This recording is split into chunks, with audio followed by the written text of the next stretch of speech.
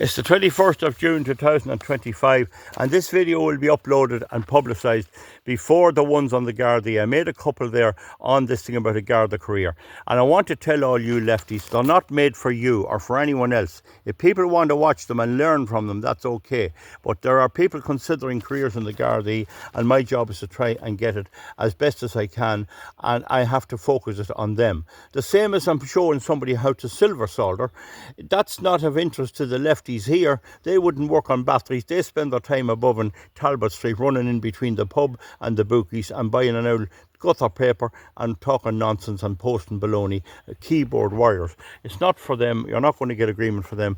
What I'm trying to do is to advise on potentially joining the Gardaí, and if you're in it, how to get along in it and how to survive in it, and whether the whole thing is worth it in the first place.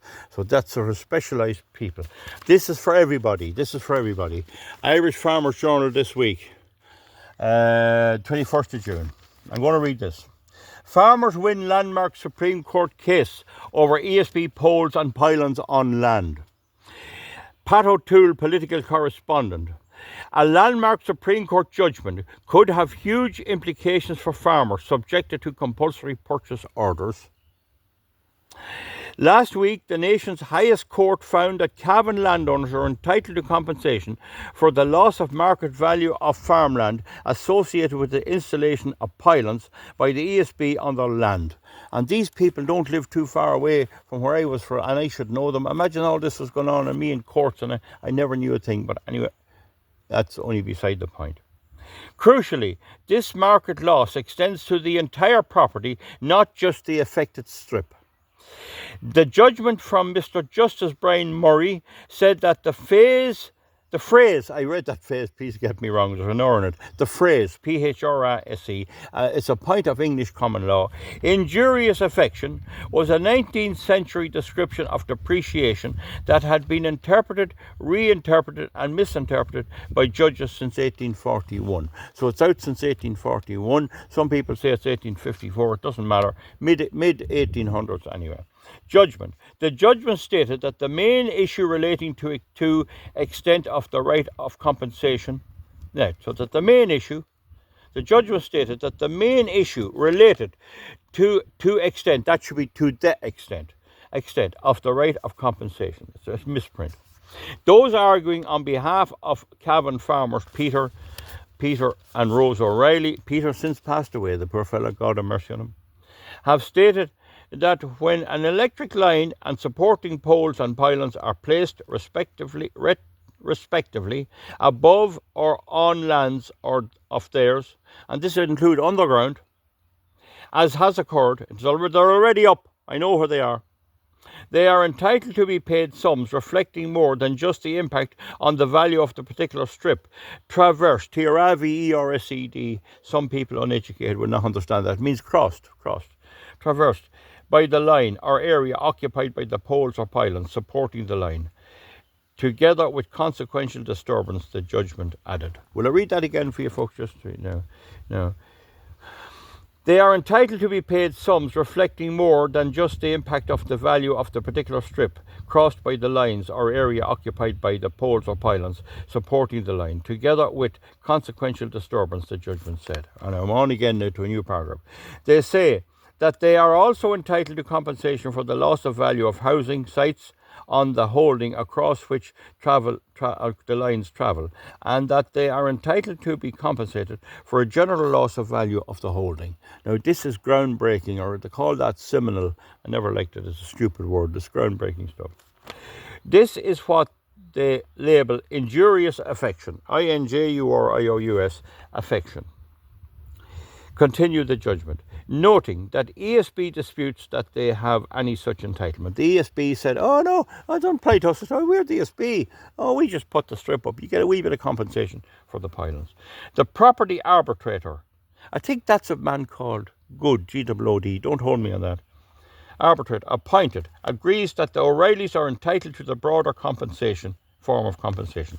So the arbitrator said they're entitled to injurious affection. The ESB said, no, they're not.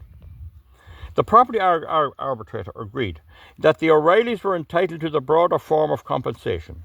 This was challenged in the High Court, where the ESB was successful in arguing that the arbitrator erred in so finding.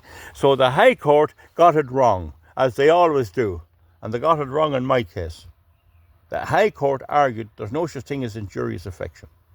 I'll have to read that judgment if I ever get time.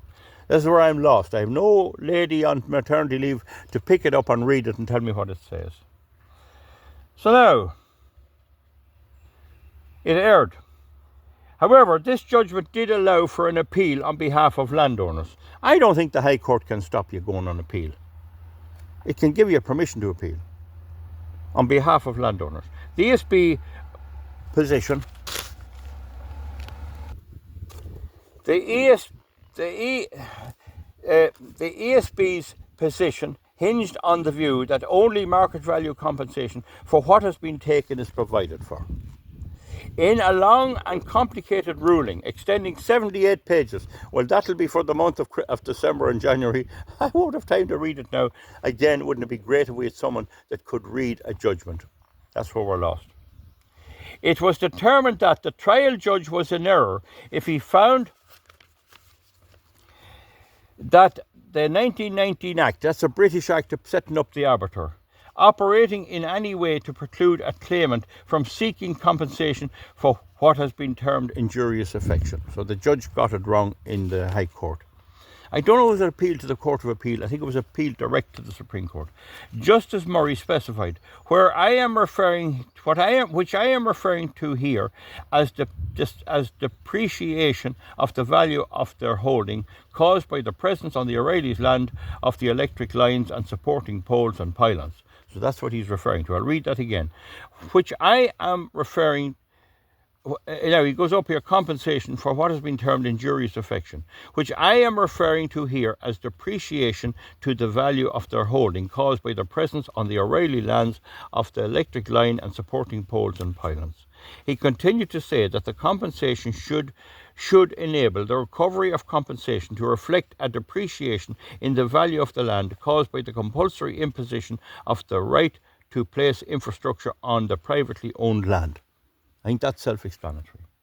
The ruling did not agree that the farmer should be entitled to compensation for anticipated exercise of the power of re-entry.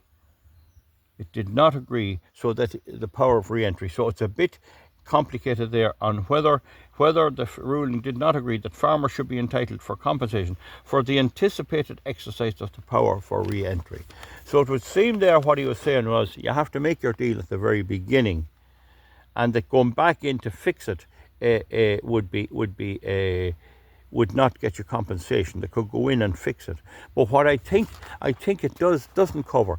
Couldn't you get it all the time? So if you had a farm there and you weren't married and you got 10,000 for the pylons, and suddenly you get married, you fall in love, and you have a son or a daughter, and she wants to build a house and you can't because the pylons are over, can you sue? That's for another day. This will have to be developed. However, this is a major blow to the ESB. This will include up the cost of the pylons and the wind farms and the whole lot, the lines coming out, anywhere there's ESB lines, it will up the cost big time. Big time. And indeed, now they're trying to get the ESB networks to put the wind farm cables on your, you put them on your land by force or underground or whatever. There may be compensation there. Now, Kieran Mullooly, that lad, he's the MEP for Ireland West, has some other thing. He says we need legislation. You can't legislate. This is the right of property. The private property is protected in the Constitution. They can take it off you for roads, for compulsory purchase, but they have to compensate you. And the compensation has to include the impact on the whole place. So I know a man not far from here and the pylons are going right over his cattle shed. And it'll affect underground as well. So it's going to cost them. I'd say, well, the bill payer will ultimately pay it. And this is the thing, we need electricity to go up to 100 euros, so that nobody can afford it. So effectively, it'll be net zero because nobody can afford it. That's what we need. That's the stuff for them. They voted for it. They voted for it. They voted for the Greens in Dublin. So anyway, that's the story. I hope I've made that clear. Injurious affection, a very old concept, and we'll do another look at it again. And just to be aware that this is a major thing in relation to the North-South interconnector. If they had to get building that, supposing it was finished now, they'd be facing these claims. So there you are. I'll see you back. Thank you. Bye.